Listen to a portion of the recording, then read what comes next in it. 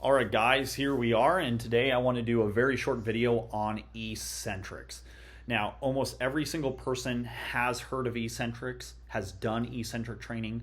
Often people are going to use the word negatives, so I'm doing negative work, eccentric work. But there is a big difference between training eccentrics and emphasizing the eccentric. Now, there's three things that a muscle can do, and this is just a refresher. So if you know this, that's okay, but it's a refresher. So if I take my bicep and I shorten my bicep, which is flex my elbow, I'm shortening the bicep against resistance. That is called a concentric, right? Now, you guys should know your isometrics. That's when there's no motion. So there's no change in motion. That's the isometric. And then when I am doing an eccentric, I am actually heading to length, right? The muscle is heading to length. Now, the funny thing about all three contractions is the muscle is contracting the same direction. So when I flex my bicep on a concentric, it's flexing the same direction as an isometric and the same direction as an eccentric. The reason why an eccentric turns into a loaded stretch or a loaded blower is because the force that is acting upon that joint or muscle is winning, right? It's like an arm wrestle, and your biceps flexing, but the other person, aka the other force, whether that's gravity, whether that's a weight, whatever's fighting against you is winning. So there's not different types, like the muscle's not contracting a different direction, right? So that's important to know, even though that doesn't change what you're doing on a day-to-day basis, right?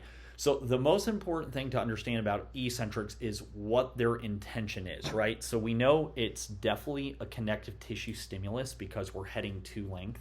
So you should have seen that in our other lectures.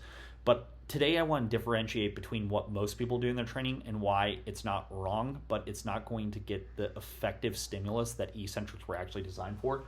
So this is what most people do, which is called emphasize. Okay. So they emphasize the negative or the eccentric. Often I'm going to abbreviate the eccentric EXX. That's just what I like to do in training.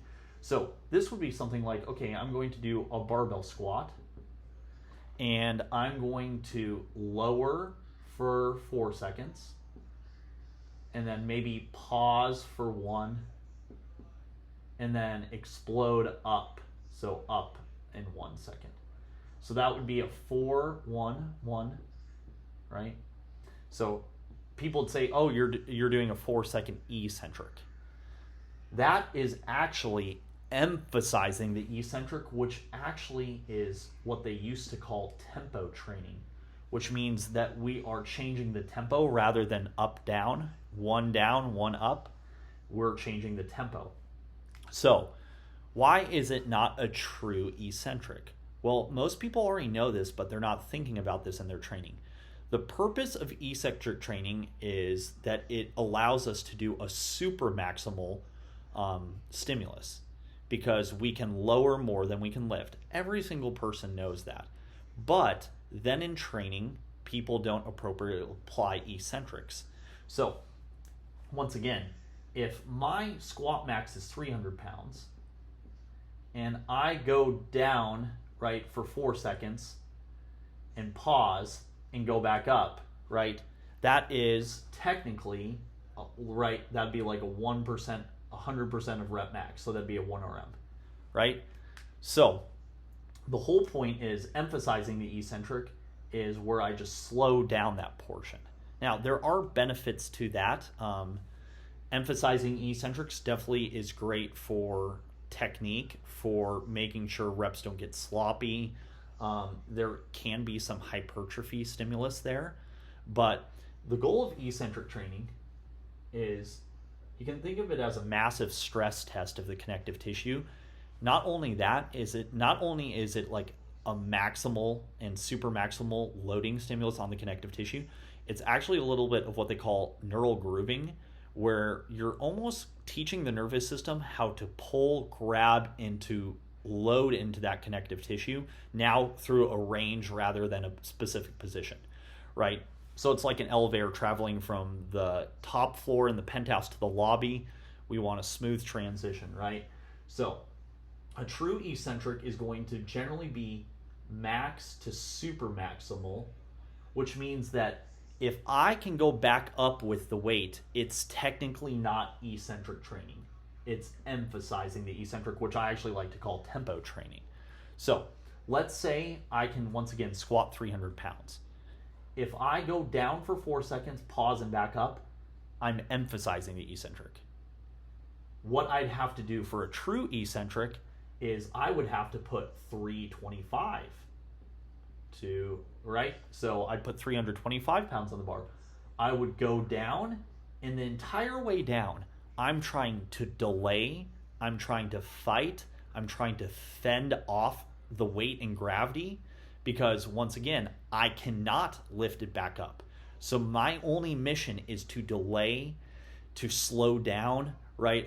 I'm going to use a silly example. It's almost like in the Two Towers of Lord of the Rings, right? Shout out Lord of the Rings, one of the greatest, if not the greatest trilogy of all time. In the Two Towers, right, they go to Helm's Deep, and they know it's going to be a little bit of time till Gandalf arrives with help, so their goal is to just survive the night. Now, that's a ridiculous example, but I'm trying to get you to think. The goal of an eccentric is to fight and try to survive as long as possible, whether that's a long eccentric, meaning I'm going to try to delay it as long as I can, or I'm going to try to fight the heaviest rep I can. Now, when does an eccentric, even though it's super max, will become too much, right? There has to be some type of fight. If I literally am going into a squat and I put 325 on and I can delay, I can fight, I can try to resist, even if it's for 3 seconds, that's a great eccentric.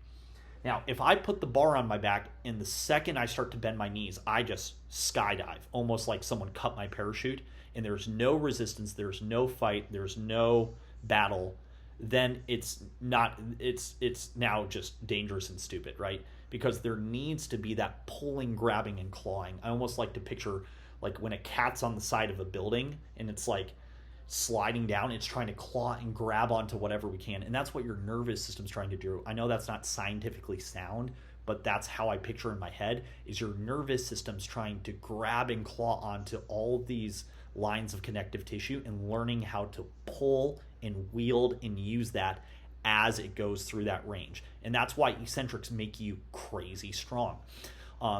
There might be, so for a true eccentric, there might not be as much benefit of hypertrophy just because of the time under tension.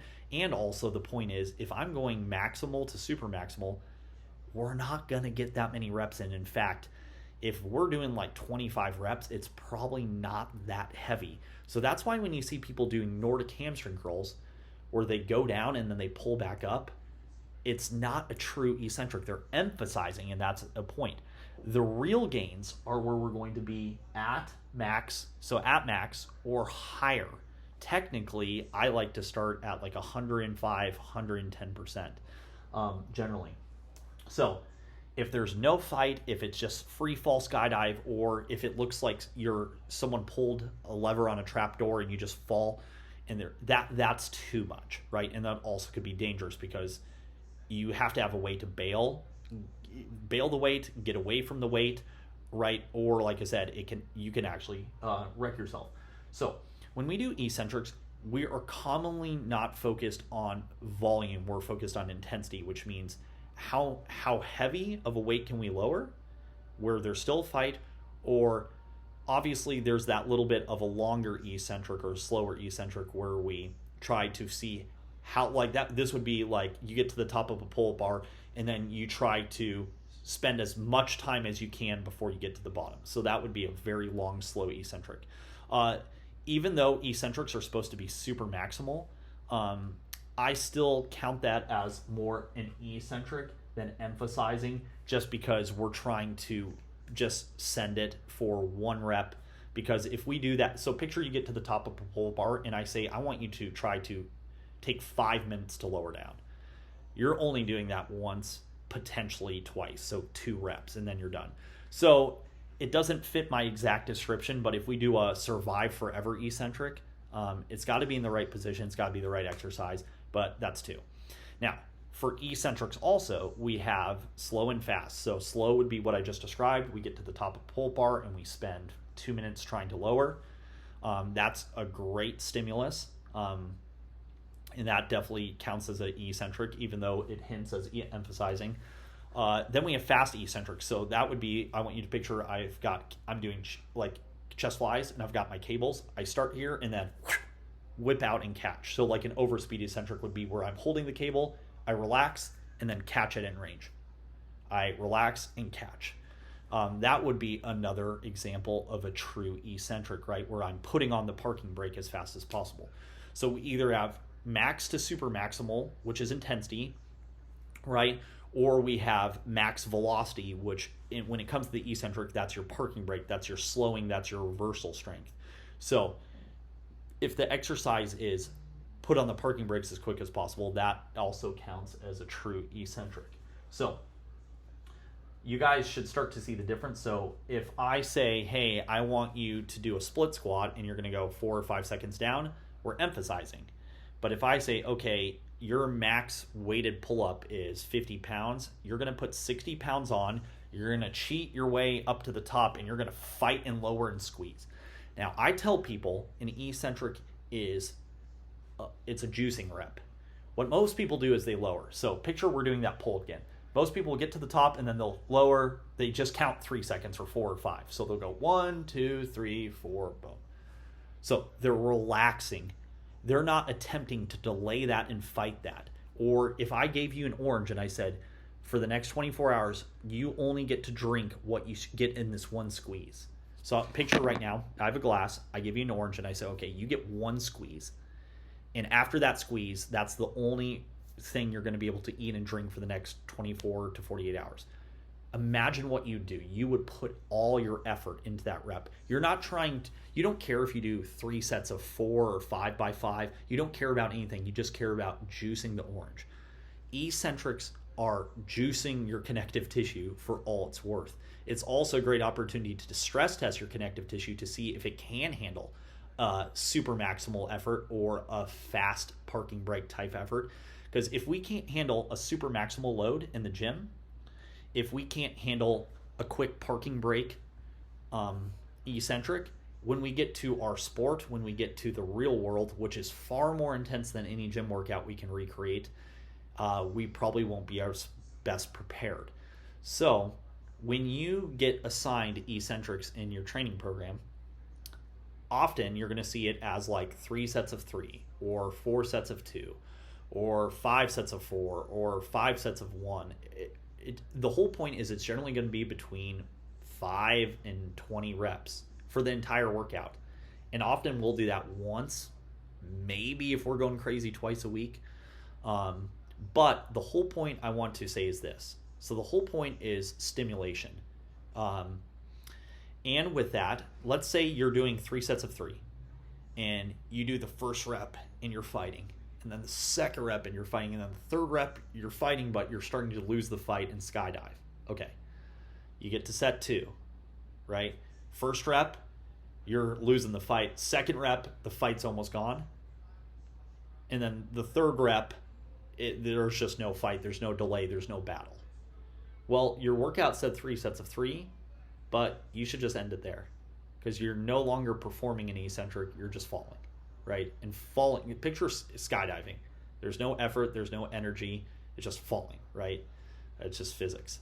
So then you have gotten the gains and you need to get out of there. So if you are assigned an eccentric, you need to be fighting hard. And if it's not challenging enough, right?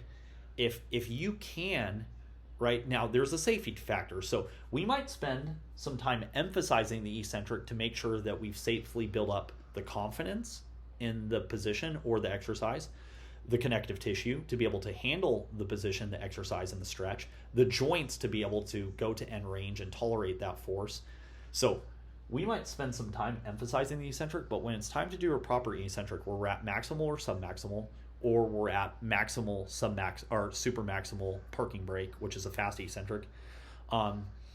If you're able to perform the concentric, you need to add load, right? Now, this is why It's not a volume game, so sets and reps don't matter. What matters is, did you get the gains? So say I'm doing a Nordic hamstring fall, right? Or Nordic hamstring curl. I need to select a weight where there's no way I could return back up. So when you see people kind of like slowly lower halfway and then pull back up, that's not a true eccentric. So, and then once again, let's say you were assigned 4 sets of 5 of Nordics. If in set number 1, after 3, the battle is gone and it's no longer a fight and it's a skydive, you're done. I don't care what was written in the workout, you're done. Eccentrics, picture that orange example. So ready? Picture I laid out 5 oranges. If after you got done squeezing orange number 1 and 2, you had no more squeeze left, or to get any juice out of orange number 3, you'd have to do a ton of work, don't do it, right? You're getting marginal gains for maximal recovery time, which we don't need. So, like I said, so say I'm here, right? I'm doing a bicep eccentric. If I'm doing a bicep eccentric, so if I go like this, 5, 4, 3, 2, 1, and then I say in my head, yeah, I can fight that back up, you need to go up in weight. Now, if when we're doing an eccentric, we feel pain, problems, or we're feeling something sketchy or dangerous, that's a sign and a signal that we didn't hurt ourselves, but it's kind of a warning shot, right? That doesn't mean that you were potentially going to injure yourself, but it's a sign that either A, we need to do more isometric work, need to make the joint healthier, or we need to spend more time emphasizing the eccentric, right? So, but it's the perfect, so there's always risk involved in everything. Whether you are a football player, there's tons of risk, right? You could get hit by someone in the wrong position, and there's risk in training too, but that doesn't mean we fear strength training and we don't fear getting injured in the gym. We have to prepare ourselves as best as possible. We have to expose ourselves to stressors. The best and the safest place to expose you to a super maximal stressor is the gym, because you can pick and choose the time, versus if you're trail running and you slip off a rock and you land in a super vulnerable position, you have to perform a super maximal eccentric at speed, right? Or say you're a soccer player and have to make a quick cut. So the gym is the perfect testing ground and battle opportunity. So this should feel like a UFC fight. So, right? Your goal is to knock out your opponent before it goes to the judges, right? So hopefully I didn't make things confusing. So if you see something like, okay, I want you to do a push-up and I want you to lower down for 5 seconds and explode up, it's not true eccentric training. We're emphasizing the eccentric. If we are trying to truly stress test our connective tissue to make it just badass and awesome, and like I said, you can't find a study saying this is how it works, but this is how I perceive it to work, is when you do that super maximal load and you are fighting with everything you have and you are going through a range of motion and you're heading into a loaded stretch or loaded position or a loaded lower, your body is learning how to pull, wield, grab, and claw onto all those different layers and levels of connective tissue. So you're syncing up the central nervous system and the neural net with the connective tissue, and that's why eccentrics have been shown to improve strength and absolute strength, and they're super powerful. But now, let's say, like I said, so when the fight's over, it's over. And you should be trying to get it over quicker rather than later. So if you've got 20 eccentric reps in the workout, your goal is to be done before 20, right? So I'd rather do 9 quality singles, right? Or 9 3x3 or 2x2 and get a good quality fight than just try to delay it. Because remember, this is the perfect opportunity to pick that maximal weight. Now, let's say I'm doing a super intense eccentric rotator cuff and I'm like, okay, now we need to go do more joint work. We need to build better connective tissue, and we need to train our end range strength. So it's a perfect opportunity to learn out what areas are vulnerable and can deal with stress. So that's a little bit more about eccentric training. So if you can lift it up, you're not doing true eccentrics. And true eccentrics are where the magic's at, but you can't just do them right away. If you don't have good quality connective tissue, if you don't have joints that move and can handle force, and you don't have good quality muscle, then when you start doing eccentric training, you're just going to just blow yourself up, which is why I think a lot of people do, because not only do they have all that junk that's not being trained and maintained, they all of a sudden just do 5 sets of 5 of Nordic, like it's nothing. So we want to get the stimulus, we want to get out just like a bank robbery. So next time you're doing your eccentrics, when you are assigned 3 sets of 2 or 4 sets of 5 or whatever it is, picture you have oranges, and each one of those represents a rep. In every rep, you need to get as much juice out as possible, but I want you to pay attention, and I want you to focus, and I want you to think and feel. I want you to listen to your body, and I want you to fight like hell. And the second you start to see the fight disappear, noticeably, right? And I'm not talking like you shouldn't get to the point where you just let go and you just fall. You should have already been gone by then, right? Notice when the fight starts to turn into, okay, I fought, but I started to fall. Okay, now I'm fighting and falling. Okay, now I'm falling more than I'm fighting. Then you're done. Okay, that is so that is a huge lesson, and it's similar to isometric land. So eccentrics are powerful for the connective tissue. They're powerful for the nervous system. Yes, theoretically, they can build muscle. I think that the reason why they do is because they allow us the strength and the range and the stretch to be able to tolerate more work and more load in those positions. So it's kind of like if you rob Peter to pay Paul, Paul can pay Peter back. But hopefully that was helpful and that was fun, and that is a little more about eccentric training or proper eccentrics.